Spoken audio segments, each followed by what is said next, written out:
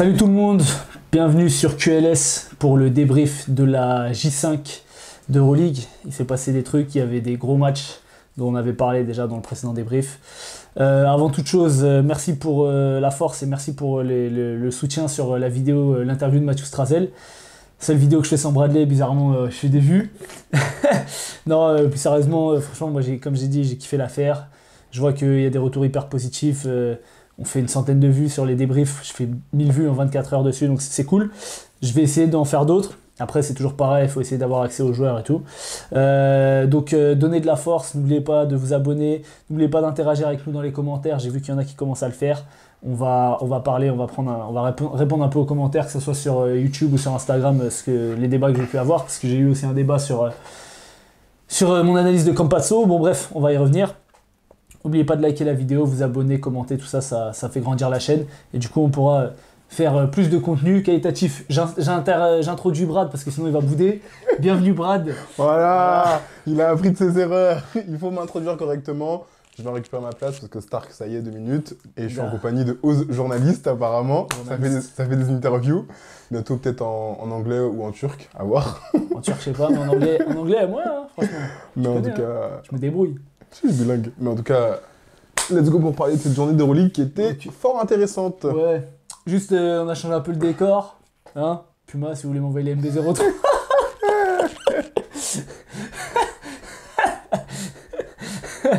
Ah putain, parce que je suis resté bloqué au MB02. Et le Pro Nitro. Ah ouais, fait des appels à des demandes. Mais, tu vois, comme ça, genre. Tu vois, je les mets en valeur et tout. C'est bon, ils veulent pas de lui, ça y est. Bon, bref. Merci, parlons basket. Rentrons dans le vif du sujet. Grosse journée d'Euroleague. On va commencer comme d'hab par les clubs français. Yes. Et on va être plutôt positif sur cette journée sur les clubs français. On va commencer par Monaco parce que c'était assez je pense que ça va être assez rapide. Oui. T'as un mot à dire peut-être. Oui, non, mais le match contre le Maccabi Tel Aviv, et en fait, il n'y a jamais eu de match. Normalement, t'as un mot à dire, c'est ce que t'avais dit les autres fois. Mike James. Voilà, merci. Ça fait 2 mots toujours. Pardon. Mais c'est Mike James. Mike James. Mike James, dans la lancée de son début de saison, hyper dominant, créateur, il met des tirs, il a de l'adresse. Enfin, franchement, les tirs que des fois il rate et qu'on se frustre de les voir forcer, il rate pas. Il rate pas. Si, je suis Marseillais. Il rate pas. Non, mais c'est vrai qu'il rate pas. Et autour, sur ce match-là, en tout cas, ils ont mis dedans, par l'intervalle de Yakuba Ouattara qui met dedans, et le Kobo qui met dedans. En fait, ils ont tous contribué à leur niveau. John Brown, pareil. Dante Hall, pareil. Moti Jonas qui a retrouvé un peu d'adresse. Parce que sur le début de saison, c'est vrai qu'il ratait des petites choses à lui. Il a des mains en or et il ratait des choses à lui. Mais là, en fait, c'est que Monaco a mis dedans. Et Mike James, quand il joue à ce niveau-là, enfin, depuis le début de la saison, c'est vrai qu'on répète, mais là, il est incandescent. 30 déval, hein. Il met 24 points à 6 sur 9 en 21 minutes. 6 sur 9 à 2 points, 4 sur 7 à 3 points, 5 passes, 0 turnover, 4 rebonds. Quand il joue comme ça, comme disait David Cosette, c'est le meilleur joueur du monde. En Euroleague, hein, bien sûr. C'est le débat que j'ai eu avec Philly sur le meilleur meneur d'Euroleague, avec Campazzo. Mais on y reviendra. On y reviendra. Quand Mike James mais c'est vrai que quand il joue à ce niveau-là, tu peux rien faire. Il gagne tous ses duels, même si tu tiens, tu restes en face de lui, il tire, il s'élève au-dessus de toi, il met des tirs d'enculé. Et en défense, il perd pas de duel, hein. Ah non. En défense, il perd pas de duel. duel. Là, sur ce match-là, moi, c'est ce que j'ai noté, c'est que Maccabi tenait aucun duel. Ils se sont fait désosser par tout le monde. Alpha Diallo qui fait un gros match, qui met 18, qui fait 18-8 d'ailleurs. 20 déval, plus 27 de plus-minus. Non, pardon, 22 déval, plus 28 de plus-minus. 20 déval pour John Brown, qui fait 11 points, 8 rebonds. C'est lui qui fait 8 rebonds. Plus 27 de plus-minus, de toute façon ils les ont désossés, il n'y avait pas de match. Moi j'ai pas regardé la deuxième mi-temps parce que tout mon ami Kemba Walker, il met 10 points. Il met 10 points, mais moi je les ai pas vus, parce que je pense que c'est en deuxième mi-temps. Deuxième mi-temps, il met des points. Il met que 2 points. Alors le premier tir qu'il met, il est pas facile. Hein. Ouais, il prend, il refuse un tir, il se retourne en spin. Blossom Game, il met 10 points aussi. En fait, ils ont tous été bons ils mettent 107, en même temps. C'est ça, 107. Le Maccabi, on voit vraiment le manque de Wade Baldwin Jr. Qui se fait sentir. En fait, Lorenzo Brown doit avoir un usage percentage énorme. Tellement il fait 5 pertes de balles, dont 4 dans le premier quart-temps, je crois. Parce qu'en même temps, il a la balle tout le match et il se fait cibler tout le match. Donc forcément, c'est tout à fait logique cette victoire de Monaco. Monaco qui enchaîne bien, qui a commencé avec un 0-2 et là qui est dans la continuité de ses victoires, après l'étoile rouge. Donc non, c'est très bien. Ouais, C'est 3 très victoires, 2 défaites, donc C'est ils ont très lancé bien. leur saison, ils sont à 3-0 sur les 3 victoires sur les 3 derniers matchs. On va parler de l'Asvel. On va parler de Alors, on va l'Asvel. parler en bien de l'Asvel. Oui, c'est vrai que cette semaine, je suis agréablement surpris et en même temps, je suis frustré parce qu'on se disait je suis un peu rageant. C'est parce que, rageant. Au vu de la Le résultat physionomie, est rageant. c'est ça. Après, Bologne, c'est une équipe qui a hyper bien commencé la saison, Tout à fait. qui était à 3-1 avant ce match, je crois.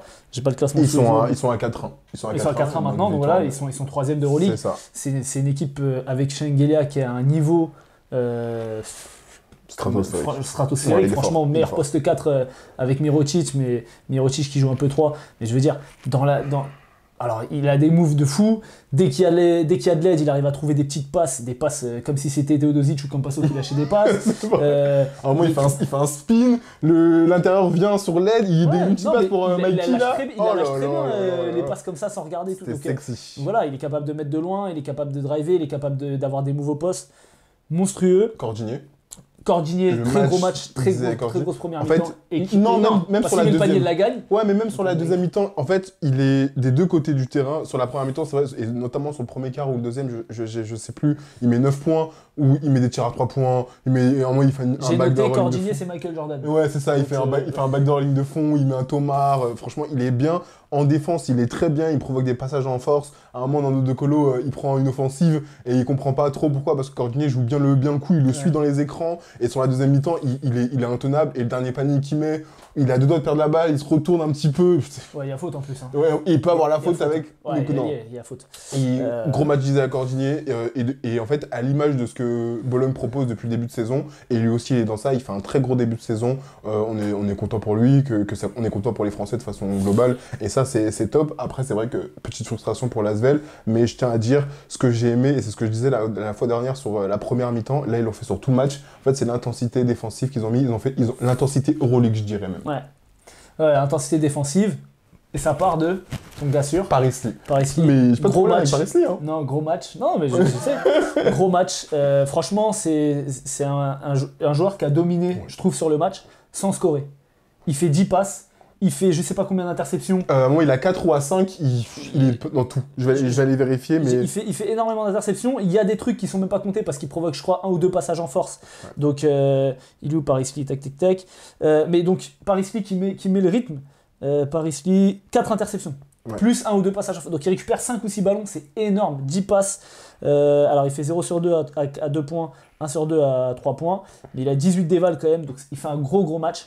Nando qui a été bien dans l'adresse, etc., mais qui a souffert un peu défensivement, je trouve.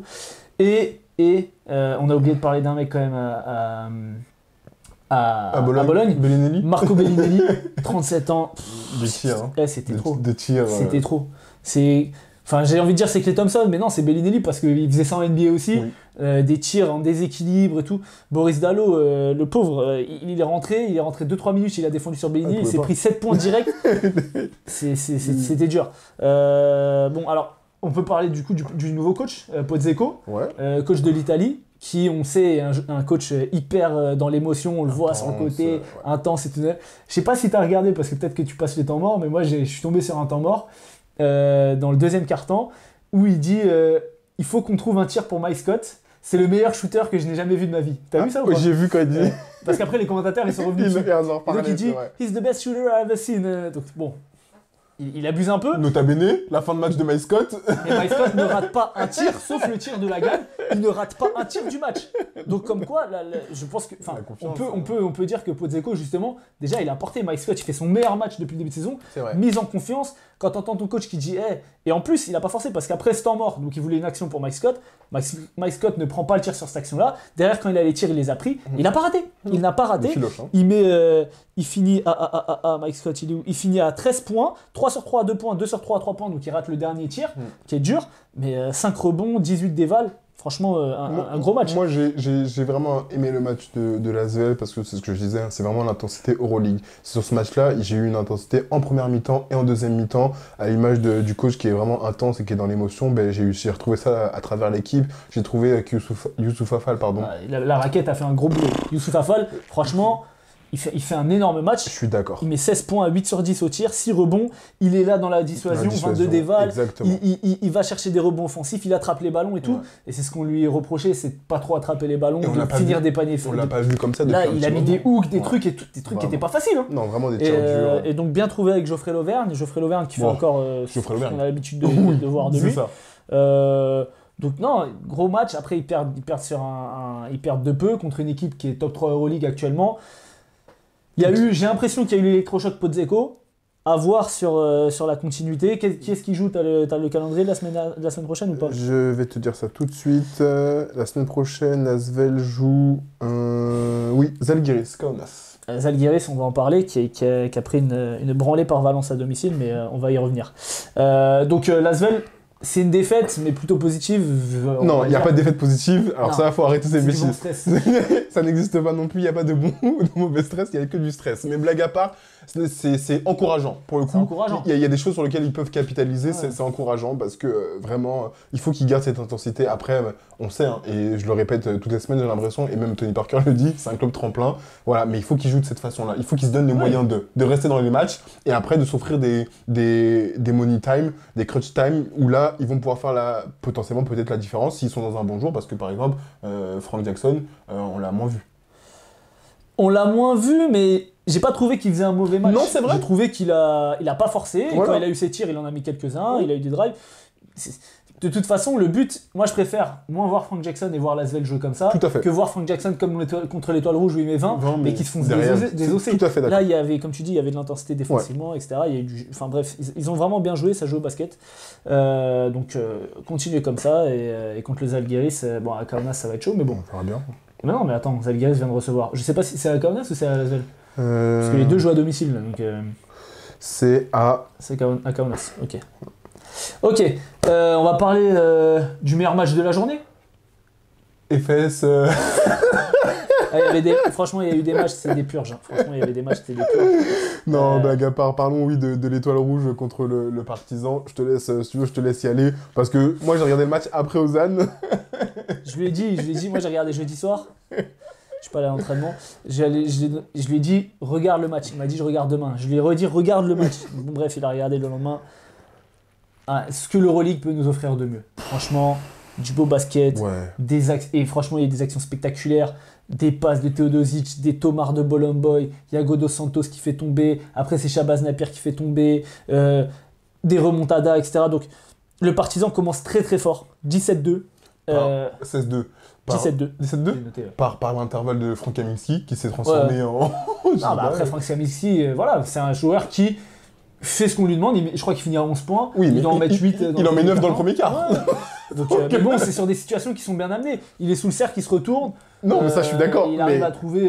On voit, depuis le début de saison, Frank Kamiński est un joueur qui a fait de la NBA, qui a un joueur de rôle, il n'y a pas de souci. Mais depuis qu'il arrive en Euroleague, c'est vrai qu'il avait quelques petites difficultés. Là, il avait une adresse, c'était incroyable. Il prenait des tirs extérieurs, il mettait dedans, il faisait des hooks, il mettait dedans. Il en met un, je crois. Il met pas tant que ça à l'extérieur, dans mes souvenirs. Il met des hooks, quand même. Des bons petits hooks. Je dis pas qu'il n'est pas capable de le faire, mais là, c'était assez impressionnant d'avoir cette facilité, d'avoir cette dextérité-là près du cercle.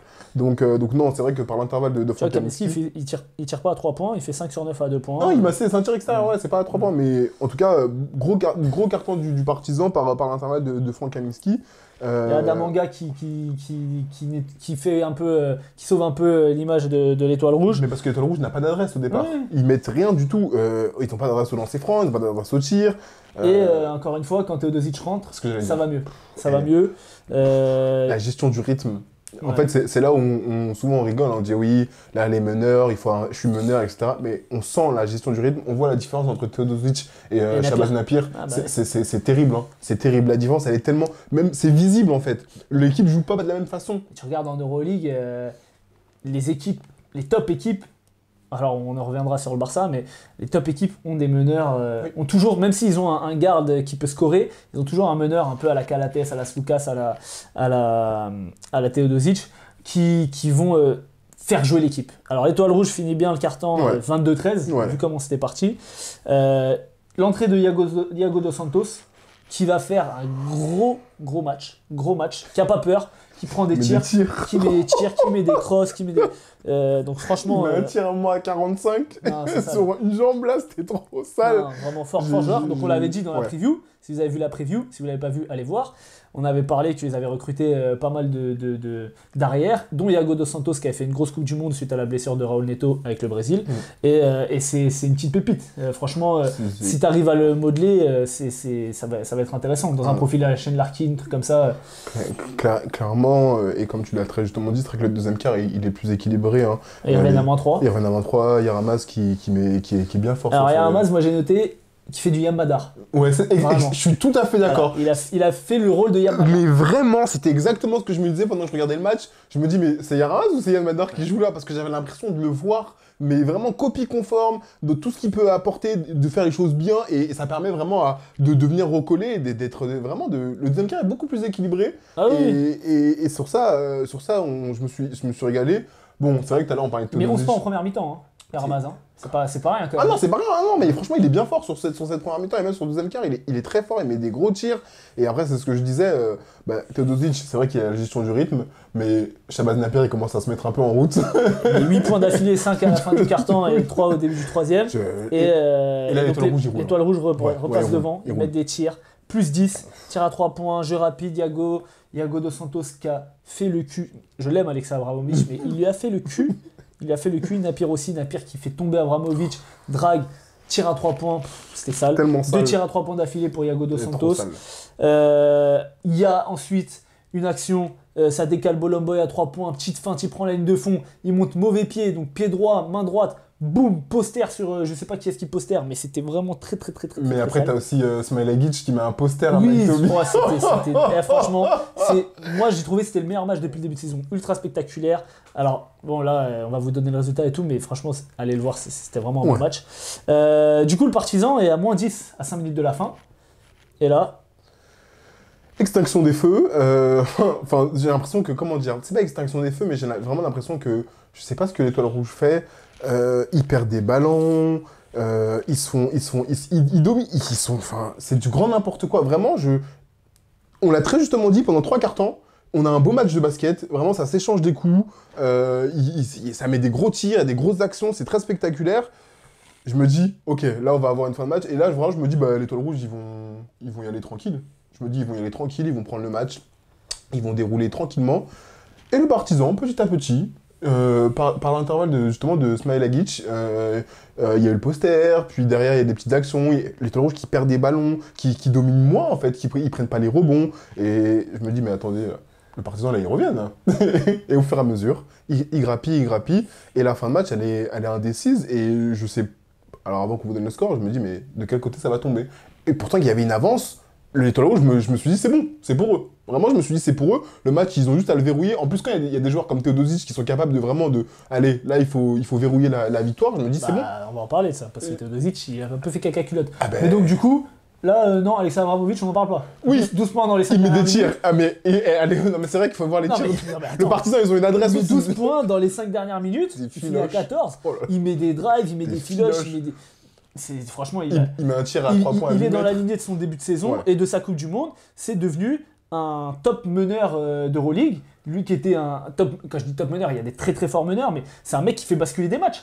C'est un mec qui tient le Partizan quand il joue contre Maccabi, que Lorenzo Brown leur fait les fesses. C'est lui qui met 20 points en première mi-temps. C'est lui qui... Et pourtant, sur le match, il fait pas un bon match.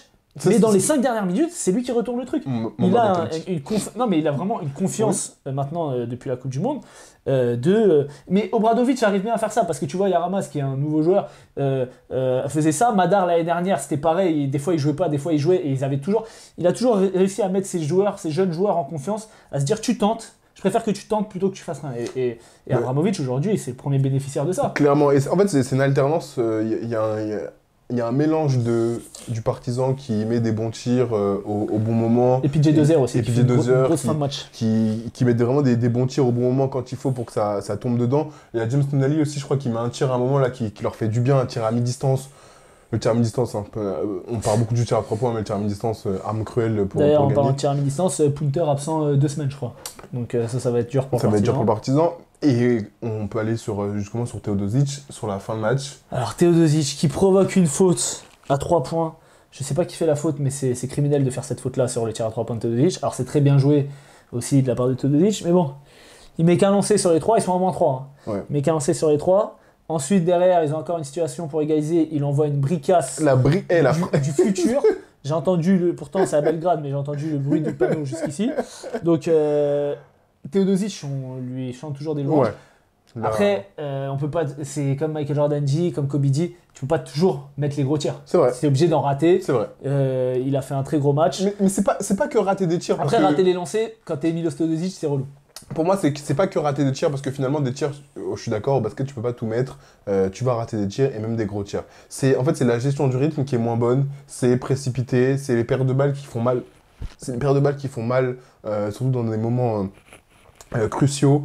Donc en fait, c'est surtout ça où je me dis, mais à quoi joue l'Étoile Rouge alors qu'ils avaient largement l'avance. Et du coup, le Partizan prend ce match, hein, finalement. Victoire du Partizan 88-86. Donc, Mais magnifique match. Mais ouais, allez voir. On était hypé par un autre Classico. Et toi, t'avais dit que le Barça allait gagner. Moi, j'avais dit le Real, arrête de mentir, merci. Un autre Classico qui a tenu ses promesses en termes de nullité. C'était... En fait, c'est un match différent. On va mettre un peu de nuance dans les propos. Attends. Le Real fait 0-14 à 3 points en première mi-temps. Non, c'est faux. Non, 1-15. Parce que c'est qui met? C'est Yul? Non, c'est le mec avec sa... Tu sais, Gabriel Deck, là, avec sa moumoute, là, où je sais pas ce qu'il a sur la tête. Qui met un tir au buzzer de la mi-temps, qui fait 1-15. C'était un match franchement moche pour les yeux. Et je vais pas dire que c'est les défenses qui ont pris le pas sur les attaques, et juste, il n'y a pas eu d'adresse, quoi. C'est le manque d'adresse. Il n'y a pas eu d'adresse. Alors, il manquait la Provitola au Barça, il manquait Gershon au Real. Pour moi, quand t'as pas Gershon, c'est pire que quand t'as pas la Provitola, même si la Provitola fait un gros début de saison. Ouais, mais Gabriel Deck... Ouais, non, mais après c'est le Real, hein. C'est toujours ce qu'on a dit. Mais du coup, donc Vesely et Abrines qui commencent bien, le Barça commence bien, le Real revient surtout en dominant à l'intérieur avec Tavares et Poirier, dont on va reparler parce que la semaine dernière on avait eu ce mini débat sur Tavares et Poirier. Et aujourd'hui, j'ai une nouvelle pierre à ajouter à mon édifice. Donc ouais, le Real trouve des bons tirs, que ce soit pour Yul, enfin pour tout le monde. Ils mettent pas un tir. Donc ils mettent un tir au buzzer de Gabriel Deck, of all people. Ok. Et puis ensuite, en deuxième mi-temps, Willy Hernan Gomez qui défonce la raquette du Real, qui fait faire des fautes à Tavares, qui fait faire des fautes à Poirier, qui met des hooks, qui fait un gros match. Je vais regarder les stats à combien il finit. Ce petit Willy Hernan Gomez, il est à 13 points en 15 minutes. En 15 minutes. 4 rebonds, 10 dévals. Ouais, c'est pas mal. Moins 11 de plus minus par contre. Mais ouais, donc Hernan Gomez, bien. Malheureusement, s'ils avaient un meneur, parce que Satoransky est un peu en dedans sur le début de saison. Après, il y a un meneur qui joue beaucoup, je crois, à Barcelone. Comment il s'appelle déjà? C'est son joueur préféré. Rocas, quelque chose. J'ai oublié, je veux pas le prononcer. Il va encore en parler. Yoku. Ouais, bref, je me rappelle plus de son Si ça rappelle très bien Rocas. Yoku Baitis. Il s'en rappelle très bien son joueur préféré. C'est bon. Alors, j'ai voulu ne pas être un hater. Tu vois, j'ai voulu ne pas être un hater. Je note, moi, quand je regarde les matchs et tout, j'essaie de noter de ça. Il est fantomatique sur tout le match. Il est nul. Il rate des tirs, il perd des balles. En défense, il se fait trop. Nul. Comme je suis quelqu'un d'objectif, il met 6 points dans le 4e quart-temps, là où le Barça est à moins 10, pour revenir, pour faire un rapproché. Je note, il fait un bon 4e quart-temps. Et après, il a des situations. Alors, c'est pareil que ce qu'on disait sur Teodosic, tu peux pas non plus tout mettre. Tout le monde n'est pas Alexa Abramovic. Et donc derrière, il a des tirs qui ratent, il a des actions où il perd des balles, etc. sur la fin. Donc, dans la globalité du match, on peut dire qu'il n'a pas été bon. Je ne vais pas dire qu'il a été nullissime parce qu'il a participé au rapproché du truc, mais il n'a pas été bon. Une fois de plus. Voilà. T'as quelque chose à dire peut-être? Haters. Mais non, mais c'est la vérité sur ce match-là. Pour le coup, t'as vu, moi quand il a été bon, je le dis, mais là il est pas bon. On en parlait, il a pas été bon sur ce match-là. En fait, mais comment dire, j'ai trouvé le Real moins fort qu'à l'accoutumée. C'est vrai qu'ils n'ont pas eu d'adresse, mais moins fort qu'à l'accoutumée. Et je dirais que pour moi, c'est le Barça qui a balbutié son basket. Parce que sur la première mi-temps, le Barça peut faire un écart. Ils peuvent faire un écart où le Real ne met rien du tout et ils peuvent vraiment faire. Oui, c'est sûr. Ils peuvent faire un écart et c'est un match sans adresse des deux côtés. Mais même au-delà de l'adresse, c'est que sur le premier quart-temps, on voit le Barça qui appuie, qui domine, vraiment et le Real qui met rien. Et sur le deuxième quart-temps, je me dis le Barça, ils peuvent un peu accélérer ça, et pas du tout en fait. Dès le deuxième quart-temps, ils envoient des briques, ils font des pertes de balles. Comme tu l'as dit, Satoranski, il a un peu du mal, il est vraiment en dedans, et en plus Satoranski, on va le retrouver en fin de match, il loupe des lancers francs cruciaux. Alors ils ont tous loupé des lancers, hein, mais comme Pazzo aussi. Il loupe des lancers francs qui sont cruciaux, donc... Et à l'inverse, le Real, même sans forcément dominer, sans forcément produire du beau basket, il gagne en fait. Il gagne parce qu'à la fin, j'ai envie de dire, c'est la meilleure équipe qui gagne. D'ailleurs, il y a une faute à 3 points qui est donnée, je sais plus c'est à quel joueur, c'est Satoranski justement, la faute elle est inexistante. Il y a un tir, il jette la balle n'importe où, et l'arbitre il va regarder la review, et il donne quand même les lancers francs, il donne 3 lancers francs. Ah oui, c'est sur le... Non mais c'est pas sur le tir. Ils montent la balle, c'est à la fin, ils veulent faire faute sur, la montée de balle, et lui il jette. Mais il tire même pas, il est de dos comme ça. Et vas-y, ça faut arrêter. Heureusement, parce que ça aurait été un scandale. Mais en tout cas, voilà, le Real s'en sort. C'est vrai que je m'attendais à un peu plus de ce match-là. Finalement, ça n'aura pas tenu ses promesses, mais victoire du Real. Victoire du Real. Le Real est à 5-0. Il domine tout simplement l'Euroleague pour l'instant, de la tête et des épaules. Moi, il y a un autre truc qui me saoule aussi, que j'ai vu sur cette journée, c'est les mecs qui tirent à 3 points en avançant les pieds, et qui retombent sur les pieds du défenseur, et qui ont siffle faute. Tu veux faire quoi? Je vais pas défendre en reculant, enfin, c'est pas moi, tu vois, mais genre, moi je tire en avançant en plus, donc je pourrais dire que ça m'aide, mais genre, il y a eu des fautes qui ont été sifflées sur ça, et des fautes qui ont été importantes. Si faut regarder, je suis d'accord qu'il faut protéger les chevilles des gens, mais si le shooter avance, le défenseur il est dans son cylindre, il peut pas non plus défendre à 6 mètres. Pour finir sur ce que tu as dit, donc gros match de Gabriel Deck qui met 20 points, qui est bien trouvé par Campazzo qui a eu beaucoup moins d'adresse, qui finit à 6 points mais qui fait quand même 7 passes, toujours dans imprimer le rythme, qui trouve toujours très bien Gabriel Deck, un jeu sans ballon. Je vais peut-être faire l'analyse de son jeu sans ballon parce que c'est vraiment un régal, même sur l'analyse que j'ai fait de Campazzo. On voit qu'il trouve beaucoup Deck, que Deck est toujours dans les bons espaces, dans les courses, etc. Donc voilà, Campazzo fait un match correct, un match où il arrive quand même à peser malgré son manque d'adresse, mais il se chie dessus quand même à la fin parce qu'il y a des lancers pour tuer le match et il en rate. À chaque fois. Ouais, il en rate alors que bon, normalement c'est dedans. On va parler de Vincent Poirier et de Eddie Tavares du coup parce que on voulait savoir lequel était le meilleur des deux. 5e match d'Euroleague, donc la saison est loin d'être finie, mais encore une fois, Vincent Poirier ultra dominant quand il est sur le terrain. Tavares fait un bon match, entre guillemets, mais quand on regarde le plus-minus, Tavares est à moins 20, pire plus-minus du Real, et Vincent Poirier est à plus 14. Donc un des meilleurs plus-minus de Real. Donc aujourd'hui, ça conforte mon idée dans le truc de Vincent Poirier fait plus de bien au Real que Walter Tavares. Mais c'est pas pour autant que je dis qu'il faut mettre Tavares au placard, hein, parce que Tavares, pareil, il y a un match, il peut te gêner, de faire 5 contre, aller chercher que ça. Non, Poirier est toujours dans son registre. Je suis d'accord, et en fait, c'est même l'impression visuelle, en fait.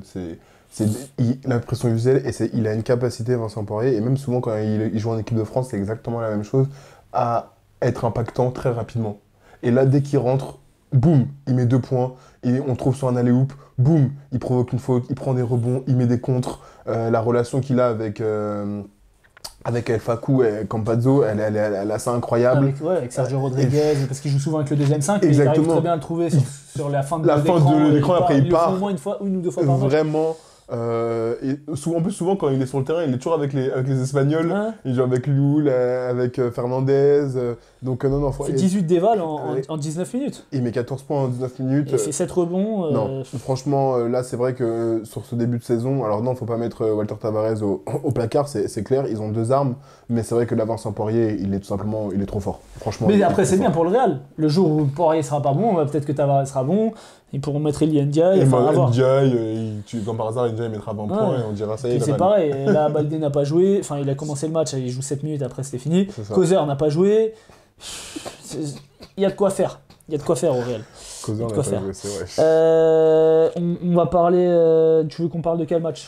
Si on est sur les Français à l'intérieur, on peut continuer sur le match à ce soir et le Panathinaikos. Oui. En effet, puisque bon, c'était quand même... c'est un des derniers matchs que j'ai regardé, donc c'est frais dans ma tête. Contre Baskonia. Baskonia, exactement. Alors, j'ai l'impression de répéter la même chose comme avec Gershon toutes les semaines, Mais le niveau de Mathias Le Sort... il avait pas hyper bien commencé la saison, mais là c'est vrai que ça aurait Le été premier un match, ouais. le premier match, oui, c'est ce que je disais, il avait un peu perdu des balles, il avait un peu fumble où la balle elle lui arrivait, il avait pas les mains qu'il a d'habitude, et c'est pourtant un mec, quand on lui met la balle dans les mains, il a les mains sereines, et quand il rate, il prend des rebonds, mais là, sur tous les autres matchs, il est trop fort. En fait, il est trop fort, c'est-à-dire qu'il est fort dans ce qu'il sait faire, on va le chercher sur du alley-oop, sur du rebond offensif, c'est monstrueux, il attrape la balle, cette impression de puissance physique. Des fois, ils sont deux autour de lui et c'est quand même lui qui a la balle. Ça me rappelle un joueur avec qui on jouait quand on était en senior à Charenton. C'est la même chose. Genre, je vais pas vous donner des noms, mais voilà. De toute façon, il regardera pas la vidéo. Tu parles de Jade? Ma boy Jade, on t'aime, mais c'est pas toi. Je sais pas, tu parles de qui, puissance physique? Kwasi. Ouais, c'était un autre Mais il avait tous les rebonds tout le temps, ouais, c'était trop. Il était hyper bondissant, il mettait pas des coups d'épaule, quoi.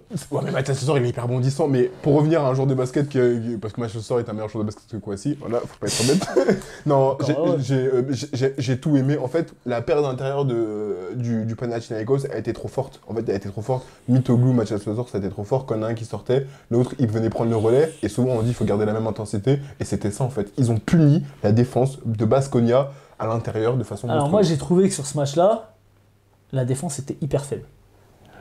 Les duels n'étaient jamais tenus, que ce soit Sloukas, je suis pas d'accord. que ce soit Vildosa. Moi j'ai regardé Sloukas, il fait du bien en attaque, il se fait trouer en défense. Marinkovic, Howard, ils se font passer. Et c'est des mecs qui font des bons matchs offensifs, mais défensivement, moi j'ai trouvé ça hyper faible.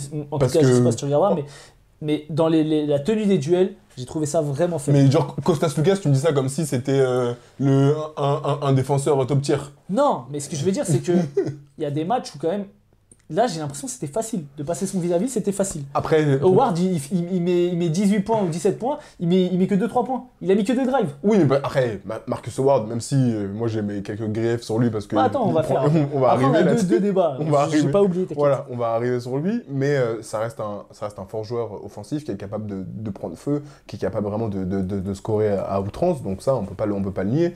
Kostas Sloukas n'est pas un défenseur top tier, donc je me dis c'est aussi normal qu'il se fasse trouer. Non, mais pas que lui, même Mathias Le Sort, il y a des passages où il se fait passer. Moi, j'ai des actions en tête, je l'ai regardé il y a pas longtemps. Ouais, moi aussi, mais en fait, j'ai souvent l'impression que les intérieurs arrivaient en deuxième rideau et surtout sur la fin de match pour venir mettre le contre, parce que c'est vrai que le premier rideau s'était fait trouer, mais je suis moins d'accord là-dessus, parce que vraiment, j'ai trouvé que le Pana a appuyé là où ça faisait mal, et que Baskonia n'a jamais eu vraiment de réponse face à ça, en fait. Alors, moi, j'aimerais dire que déjà, Mathias, comme tu dis, les intérieurs ont été trouvés. Il y a une vraie volonté de jouer sur l'intérieur au Pana. Il y avait un commentaire de Maël, du coup, qui a commenté la dernière vidéo, et qui disait qu'Ataman, c'était catastrophique. C'est vrai que le jeu proposé par le Pana est pas exceptionnel, surtout quand t'as Sloukas, etc. Vildosa, moi, c'est un joueur que j'ai kiffé l'année dernière à l'Étoile Rouge, je le reconnais pas cette année. Franchement, il est inexistant. Pause, juste pour dire Ataman, ce qui est proposé par Ataman. C'est ce qui était à l'EFS. Vous avez regardé la WFS ou donc forcément. Non, mais c'est sûr. Mais cela dit, t'avais Zizic à l'EFS qui touchait pas une balle. Oui.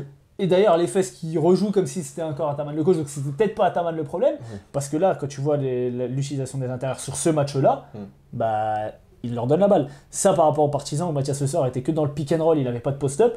Là, on lui donne des post-up. Pas toujours avec réussite, mais avec une réussite correcte. Oui, parce que même quand il rate, il va prendre son rebond, il remonte. Avec la faute, enfin, la stat, et c'est ce que je disais à Ouzan juste avant qu'on démarre, c'est en fait, la paire d'intérieur met 46 points, le Panathinaikos va inscrire 95 points. Donc au bout d'un moment, c'est presque la moitié des points qui passent par l'intérieur entre Mathias Le Sort et Mitoglou, et pas Mitroglou, vous trompez pas. Non, j'avoue, ça il manque un meneur à Baskonia, parce que McIntyre, c'est pas... C'est pas un meneur, il veut que tirer. En fait, quand t'as... McIntyre il prend quoi, 3 ou 4 tirs, ouais, mais c'est des tirs en fin de possession. Non, des fois il prend des tirs, et à un moment il prend un tir à 9 mètres. Je me dis, mais à quoi il joue? C'est pas fin de possession. En plus, quand tu es à côté de Marcus Howard, après, vas-y, enfin... McIntyre, il prend... Ah oui, il a pris 5 tirs à 3 points, putain, je les ai pas vus, hein. Il regarde pas le match. Vous dis, votre pote, il regarde pas les matchs. Putain. Il ment. Moi, j'ai vu les matchs, il prend des pires tirs. En fait, il y avait un duel entre Marcus Howard et lui pour savoir qui allait prendre les pires tirs. Et c'était horrible. C'était horrible. En mode, dans l'équipe, je me dis, mais moi, je suis Mathieu Costello, tout ça, moi, je pète un plomb. Moi, je pète un plomb, c'est pas possible. À un moment, et on va revenir sur le débat qu'on fera après, mais à un moment, il y a, comment il s'appelle non, mais 22, Marcus Howard. Marcus Howard, à un moment, il est dans un corner, fin de possession. Attends, garde ça pour après. Non, franchement, garde ça pour après. On fait une émission organisée. Ouais, on va parler après. On va en parler. Il faut dire. C'était trop. Non, franchement, c'était trop. Mais ouais, Baskonia, compliqué ce début de saison. En plus, là, ils sont partis à 9. Shimamoneke n'a pas joué. Oui. Ils ont joué à 8. Et Costello prend 5 fautes. Donc c'était compliqué. Ouais, terrible. J'ai bien aimé les matchs de Kyle Guy et de Jerian Grant. Oui. Qui ont été sobres. Enfin, surtout Jerian Grant, parce que Kyle Guy, il a fait quand même un petit drag step back à 3 points qui était sexy. Donc Kyle Guy, qui est un vrai bon joueur de basket. Ouais. Moi, je suis content qu'il puisse s'exprimer là dans une équipe. Le Pana qui revient à 2-3, qui commence à retrouver un petit peu de jus. On va voir pour la suite comment ça va se passer, mais en tout cas, on est content. Ah d'ailleurs, en parlant de Mathias Lessort, c'est ça que je voulais dire aussi, je sais pas si tu as vu, quand le Partizan a battu l'Étoile Rouge, il y a Alexa Abramovic qui a FaceTimé Mathias Lessort, et du coup, il y a eu un petit débat sur genre, ouais, bah pourquoi vous fêtez là, parce qu'il était content et tout de fêter la victoire, et donc il expliquait que c'est ses frères en fait, l'équipe du Partizan, il y a un vrai lien, que les supporters, il y a un vrai lien et qu'il était content que voilà qu'il gagnait, et que là il était là au Pana. C'était un peu, je suis là, mais bon, si je pouvais être au Partizan avec le même salaire. Mais bon, c'est vrai que c'était un joueur adoré du public et de ses coéquipiers. C'est chouchou. Et voilà, et de toute façon, il va être adoré du Pana aussi parce que c'est un mec qui se donne à 200% sur le terrain. Il met de l'énergie. En fait, il fait vraiment... 31 dévals là sur ce match-là. Il fait 23-14. Correct. C'est le joueur que tu peux pas détester. Vraiment, c'est le joueur que tu adores avoir dans ton équipe. Quand il est pas dans ton équipe, t'es énervé parce que tu te dis « Oh, vas-y, lui, c'est bon. Il met des coups, il est toujours intense, il se bat toujours. Quand ça va pas, il se bat et il a le sourire. Quand ça va, il se bat, il a le sourire. » Franchement, moi, Mathias Lessort, il me régale. C'est un plaisir de le voir jouer. C'était déjà un plaisir de le voir jouer l'année dernière. C'est vrai que là, il prend encore plus comme tu l'as dit, il prend plus d'impact et il prend plus de place en attaque. Et je suis très content pour ça. J'ai hâte d'être à la semaine prochaine et de le voir encore dominer, bien entendu. Ouais. Du coup, on parle un peu du Bayern. On parle un petit peu du Bayern. Qui a joué Fener. Qui a joué le Fener. Je suppose qu'on va pas trop parler de Carson Edwards maintenant parce qu'on y reviendra après. Avec Marcus Howard. Mais de toute façon, c'est pas un match sur lequel on va trop s'attarder. Moi, j'ai juste envie de dire que Sylvain fait une entrée très agressive, qui met 11 points. Je crois qu'il met tout en première mi-temps d'ailleurs, les 11 points, dont un lay-up au buzzer de la mi-temps. Il y avait pas vraiment de... On n'a jamais senti le Fener vraiment en danger, je trouve. Will Buckin a quand même voulu montrer à Carson Edwards pourquoi c'était son backup. Parce que Will Buckin, il voulait prouver, il rentre, il fait 3 sur 3 au tir et des tirs... Des tirs de plus en plus loin. Des tirs durs avec des élévations. C'était Scotty Will Bucket, quoi. Ouais, non, 23 dévals en 23 minutes, 17 points. Que des livres. 5 passes, 5 rebonds pour un mec qui est petit comme ça, plus 13 dévals. Guduric qui fait aussi un bon match. Qui met quelques points, qui prend des rebonds, qui est un peu là, qui lance le Fener au début parce que le Fener a du mal à se mettre en route, qui va mettre 2 lay-up et tout. Motley un peu moins en vue. Ouais, moins intensité. Pas Motley, pardon. Tyler Dorsey. Ah oui, bah enfin après les deux pour le coup. Ouais, mais Motley, c'est toujours ses fautes quoi. Mais oui, Dorsey, il a moins la balle, il a un bon passage parce qu'il met un double pas là où il va scorer, mais je crois qu'il met 5 points. Il joue pas beaucoup, il doit jouer un quart d'heure, il joue 15 minutes. Motley Non, Dorsey. Dorsey, il joue pas beaucoup. Ouais, il joue 15 minutes, je crois, et quelque chose comme ça. Et Sylvain qui est meilleur scoreur du Bayern. Après, en fait, sur Tyler Dorsey, il y a quelque chose moi qui m'agace, c'est que il est moins en vue, c'est vrai, et à un moment, tu vois, il est pas dedans, mais il est pas dans le mood de l'équipe. Ça veut dire que des fois, il prend des tirs durs. Non, mais dans l'attitude, t'as l'impression qu'il est là pour... De toute façon, c'est ce qu'on dit depuis le début de saison. Le Fenerbahçe, c'est du tir à 3 points, du 1 contre 1 de Will Buckin et de Dorsey. Et Guduric qui est un peu l'électron libre. Ouais. Pourtant, ils ont des forces à l'intérieur, mais c'est vrai que quand Motley fait souvent des fautes, donc on a plus de mal. Ils ont moins trouvé Papagiannis, ils l'ont moins trouvé sur les matchs précédents. Franchement, la fin du match, c'est un peu du grand n'importe quoi. Hein. On essaie de mettre des tirs. En fait, moins ça rentre, plus on veut tirer. Moi, j'étais devant l'écran, j'étais en train de souffler, je dis, ah, vas-y, c'est bon, ça y est, les gars, au bout d'un moment, faites proposer autre chose, je sais pas. Voilà, le Fener gagne au finish, ils n'ont jamais été réellement en danger, mais ça se finit un peu au lancer franc, mais je vous avoue que c'était dur à regarder. La fin du match, là, je regardais, je vais pas employer le mot que j'ai employé en privé avec, avec Ozan, mais vous avez compris un peu l'idée du truc, quoi. Non, vraiment, c'était assez difficile à regarder. Un autre match qu'on va faire en vite fait, Olympiakos-Efes. Match pareil, horrible à regarder, Oh, c'était pire. les fesses qui proposent rien. Oh, c'était pire. Qui ne proposent rien. J'ai regardé qu'une mi-temps parce que c'était vraiment moche. Moi, j'ai regardé le match Ouais. hier. J'ai dit à Ozan, franchement, tu peux passer. J'ai regardé une Vraiment. mi-temps, j'ai voulu regarder pour faire une analyse, Non. mais là il y avait rien à analyser, il n'y avait pas d'adresse, ça jouait mal des deux côtés. À la fin, l'Olympiakos prend les devants. Je ne sais Oui. pas comment ils ont pris les devants, mais bon, j'ai même pas envie de savoir. Je vois que Williams Goss il met 14 points, Papa Nicolau il met 14, Peters qui continue son début de saison qui met 12. Les fesses, faut faire quelque chose parce que là, avec l'équipe que vous avez, proposer ce jeu-là, c'est catastrophique. Il y a eu Ils le sont retour- comment les fesses en termes de classement là? Ils sont en bas, hein. Ils sont en bas. Ils sont à 2-3 comme le Pana. Il y a le retour de Elijah Bryant qui est Qui est le seul qui fait un match Ouais, correct. qui surnage un petit peu, mais après Rodrigue Bobois il met rien. Enfin, Tibor Payet, à un moment, il a un passage où je crois il met 3 ou 5 points d'affilée. Will Clyburn qui prend des tirs. Et je vous jure, les gens qui vont regarder la vidéo ou qui vont regarder qu'une partie, peu importe, vous avez joué au basket. Et qui joue au basket, vous savez de quel tir il prend des tirs. Clyburn 2-10 au tir. Hein. C'est des tirs où on veut l'insulter en fait. C'est des tirs vraiment où on veut l'insulter. Ça se voit quand il tire, il dit je tire parce que j'ai envie de tirer. Et il se dit pas je vais le mettre. Et C'est- du peu de matchs que j'ai regardé, Darius Thompson qui est hyper hésitant dans la prise de tir. Des fois, il y a des actions où la balle lui revient, il refuse et au final, il se retrouve à prendre des tirs. Bobois qui fait 0 points en 23 minutes. Il y a un truc qui va pas. Donc, ils ont changé de coach.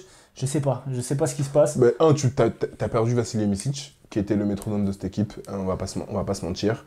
Ah, mais tu récupères Darius Thompson.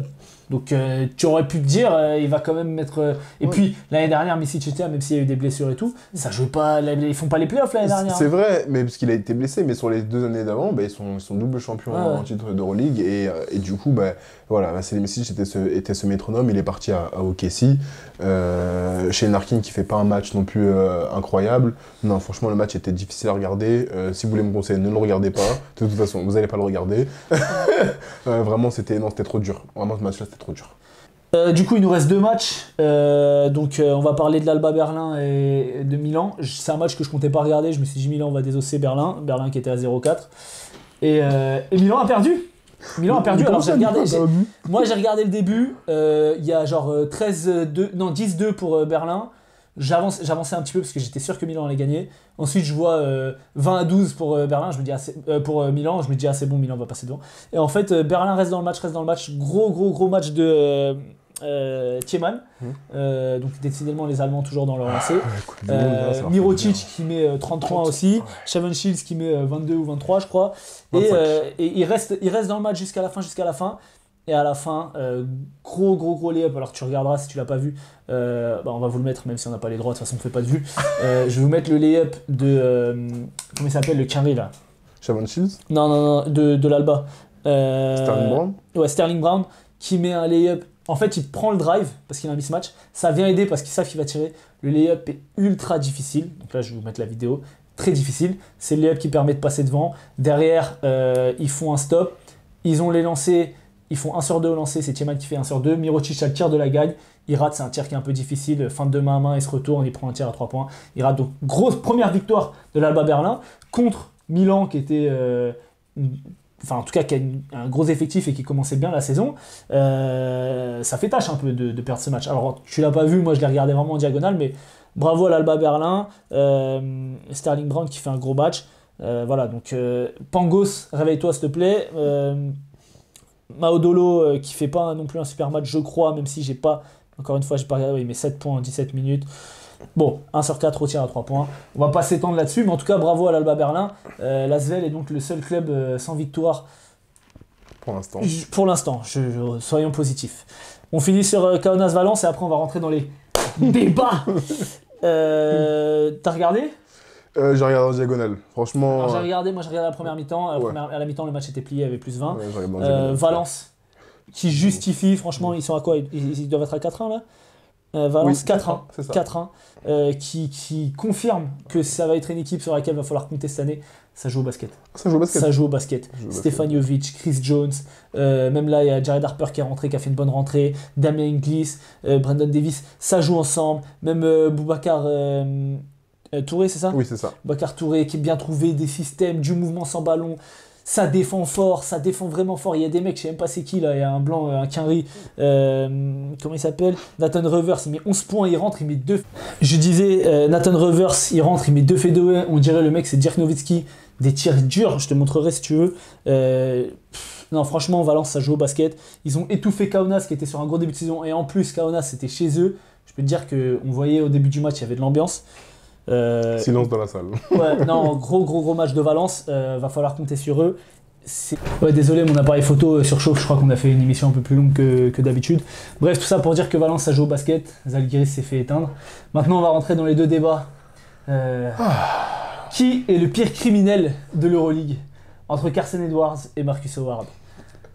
Les deux? Non, mais oh non. Donnez-nous votre avis en non, commentaire. franchement, je vais aller sur Carson Edwards parce que et en fait, il est moins fort et j'ai l'impression qu'il se croit plus fort qu'il ne l'est. C'est malheureux. Marcus Howard, même si lui aussi il abuse, hein. Il prend des tirs, franchement, on vous mettra quelques vidéos. Au pire, venez en discuter, je peux vous envoyer des liens, vous inquiétez pas. Mais en fait, il est plus fort et je l'ai déjà vu être capable de mettre ses tirs à ce niveau-là. Je l'ai déjà vu faire, même si c'est irrégulier. Carson Edwards, en fait, depuis le début de saison, il veut prouver des choses. L'année dernière, il voulait prouver des choses, sauf qu'il prouve jamais rien. Au bout d'un moment, je sais pas, soit intelligent, soit dans la continuité. Ok, vouloir prouver des choses, c'est une chose, et c'est normal. T'es un joueur de basket, c'est un joueur qui a fait de la NBA. Mais dès qu'il a la balle, je souffle. En fait, moi, là où je trouve la différence, c'est que tu as raison, Marcus Howard est plus fort. Bah oui. Il a déjà plus prouvé. Mais surtout, Marcus Howard, les tirs de fou qu'il prend, c'est des tirs à 3 points. Carson Edwards, il a tendance à aller s'empaler dans les défenses. Il y a de l'aide qui vient, il en a rien à foutre, il veut passer sous le cercle, etc. Alors que bon, des tirs à 3 points, tu sais très bien que si un jour t'es chaud et que tu vois le cercle, quand t'es fort shooter, tu peux mettre. Et en plus de ça, tu peux avoir des fautes, etc. Marcus Howard, j'ai bien aimé sur ce match-là. Alors, j'ai pas trop regardé Baskonia depuis le début de l'année, mais sur ce match-là, il y a eu des situations, même s'il prend, comme tu dis, un tir criminel à 0 degré où le mec est sur lui, on dirait Dio. Franchement, c'est les tirs de Dio. Tu sais, il est à 0, il y a le mec sur lui, il tire.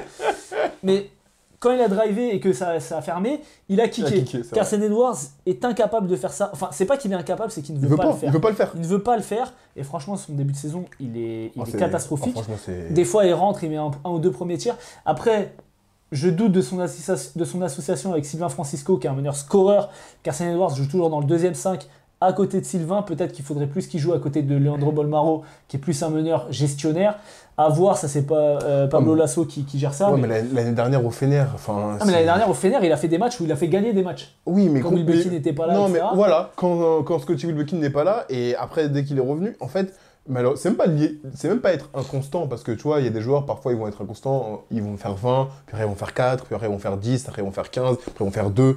Mais là, c'est qu'il fait même pas ça en fait. C'est qu'il est pas bon, je suis désolé, comme tu l'as dit, il va s'empaler dans des joueurs, il croit c'est Kyrie Irving, il drive à gauche, il veut faire des arabesques, derrière il rentre, après il lève les bras en mode qu'est-ce qui se passe? Mon gars, le basket c'est un sport de grand, hein. Le basket c'est un sport de grand, il fait 1m50, j'ai rien contre les petits, hein, parce que c'est pas comme si je faisais 2m30, mais au bout d'un moment, joue avec ta tête. Le basket c'est un sport aussi, c'est un sport de grand certes, mais ça se joue là-haut. C'est-à-dire qu'il y a quoi, imagine on l'a en interview, frère.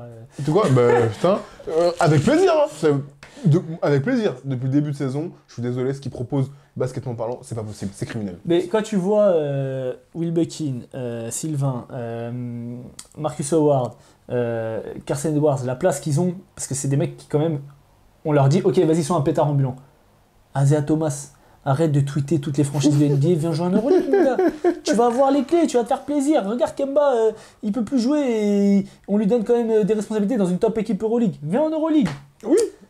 Mais en fait, c'est triste à dire. Hein, donc on peut dire que le plus grand criminel d'Euroleague, c'est Carson Edwards. On peut le dire. Mais c'est triste à dire aussi, mais c'est que, en fait, tous les joueurs que tu viens de citer, il est moins fort que tous ces joueurs-là, en fait. Bien sûr. Allez, on peut le batailler avec Sylvain Francisco, etc.